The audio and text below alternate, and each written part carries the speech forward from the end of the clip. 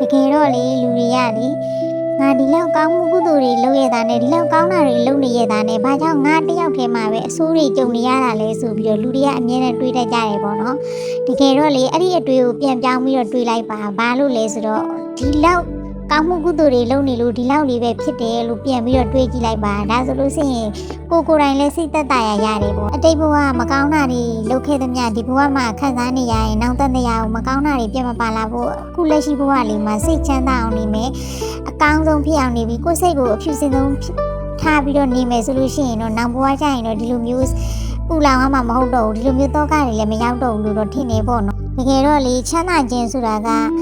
လူချမ်းသာနေမှာမဟုတ်ပါဘူးစိတ်ချမ်းသာနေဖို့ကအရေးကြီးပါတယ်လူချမ်းသာပြီးစိတ်ဆင်းရဲနေရတဲ့သူတွေကလည်းအခုလက်ရှိဘဝမှာဘဝငရေပဲပေါ့နော်လူမချမ်းသာပဲမဲ့လည်းစိတ်ကလေးချမ်းသာနေရင်တော့ဒါဒီဘဝမှာလက်ရှိဘဝမှာလည်းနိဗ္ဗာန်ပုံလေးလို့ကိုယ်ကသတ်မှတ်လိုက်ရင်ဘဝကြီးကပျော့စရာကောင်းပါတယ်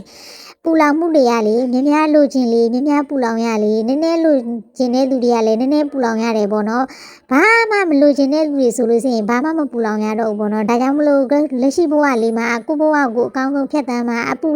လောင်မှုတွေနဲ့ဝေးပြီးတော့မှကိုယ့်ကိုလည်းအပူတွေ